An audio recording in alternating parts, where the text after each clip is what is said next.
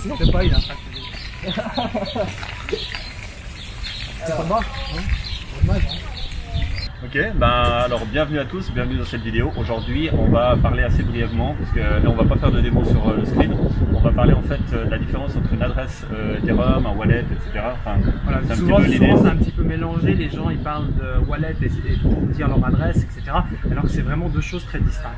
Ok, alors écoute, je t'en prie parce que moi j'y connais rien dans les cryptos. Alors je vais t'expliquer tout ça. Enfin, explique-leur à eux parce que moi j'en ai rien à foutre. Non, c'est vrai que t'aimes pas la crypto, toi. Non, c'est pas mon truc, quoi, du tout. Alors, n'oubliez pas de mettre un pouce bleu. Et de vous abonner à la chaîne. Ouais, tout de suite. Faites-le tout de suite parce qu'après on oublie. C'est tellement intéressant ce qu'on raconte qu'on oublie les abonnements. Donc voilà.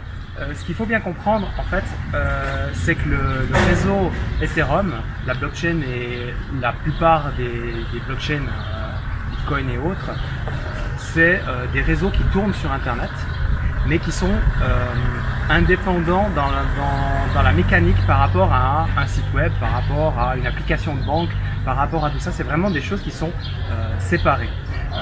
Donc du coup, pour pouvoir fonctionner sur le réseau, il vous faut avec la blockchain une adresse. Et cette adresse, elle ne quitte jamais la blockchain. Elle reste toujours en fait dans ce périmètre qui est la blockchain.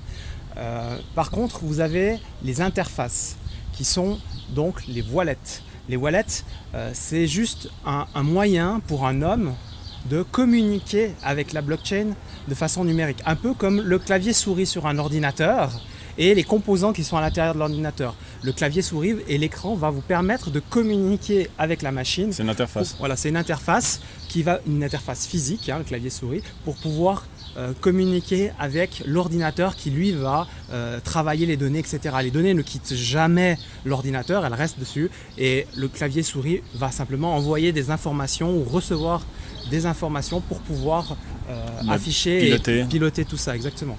Donc du coup, la blockchain, ça fonctionne exactement la même chose et c'est pour ça qu'on peut prendre une adresse Ethereum, par exemple, et la mettre dans différents wallets. On peut par exemple prendre une adresse Ethereum de MetaMask, la mettre dans une application mobile, un wallet mobile, Trust Wallet ou n'importe quel autre wallet qui permette d'ajouter des nouvelles adresses à l'intérieur. Donc c'est bien comprendre cette différence-là qui est vraiment quelque chose d'important. Et après, on a plusieurs moyens d'accéder à une adresse. Ça, je pense qu'on rentrera un petit peu plus en détail dans une vidéo un peu plus technique. Mais en principe, vous avez l'adresse qui est publique, donc celle que vous pouvez donner. Ça correspond un peu comme avec une banque avec un IBAN. Un IBAN, ouais. Voilà. Et puis ensuite, vos codes d'accès pour accéder à votre compte, en fait, c'est la clé privée. Voilà. Celle-là ne doit jamais être donnée, mais il n'y a que une seule clé publique, donc une seule IBAN, et une seule clé privée, une sorte de mot de passe qui correspondent et qui sont indissociables. Par contre, on a d'autres solutions qui sont les seeds, et là il y a une sorte de dérivation, c'est-à-dire qu'avec une suite de mots, vous pouvez générer un ensemble d'adresses Ethereum. Voilà, par exemple. Nice. Ouais. Donc bien faire cette différenciation là. Maintenant, pourquoi il y a des adresses Ethereum qui sont compatibles, on dit compatibles ou non compatibles avec certains processus ou certaines plateformes.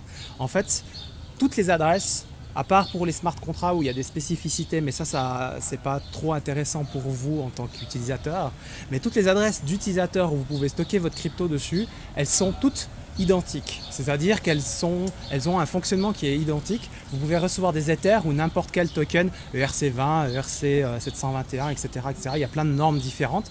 Vous pouvez toutes les recevoir. Par contre, si vous prenez un exchange, le problème c'est que vous n'avez pas l'accès grâce à la clé privée ou à la clé à la seed.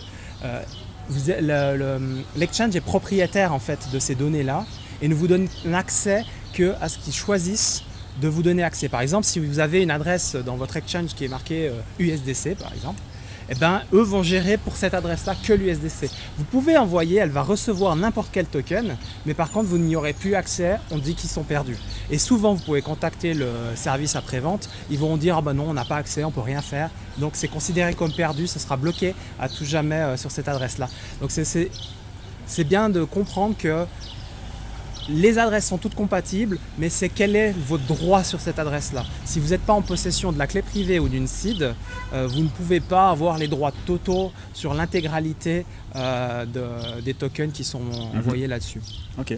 Je pense qu'on va pas aller beaucoup plus loin, c'est déjà une bonne explication. Après, je pense qu'on risque de perdre tout le monde. Je pense qu'il y a vraiment des sites internet qui vont vraiment beaucoup plus dans les détails. Vous pouvez faire des exercices, etc. avec des adresses MetaMask notamment, justement, parce que c'est un des wallets, en tout cas pour Ethereum, qui est les plus reconnus, les plus accessibles. Et puis, par rapport au contenu de la chaîne, nous, on fait pas mal de choses comme ça. On fait des interviews aussi pour ceux qui nous découvrent. Donc ceux qui sont nouveaux sur la chaîne, vous aimez bien ce genre de truc. Aujourd'hui, sachez qu'on fait normalement une vidéo par semaine. Là, du coup, ça va être peut-être un tout petit peu plus, puisque rien qu'aujourd'hui, on en a recordé que au moins 3. Et puis, si vous aimez ce type de contenu, n'oubliez pas de mettre un pouce bleu, ça nous fait très plaisir. Et ça aide aussi Google à savoir qu'on est fort. Qu'on est bon. Et à nous promouvoir plus dans YouTube.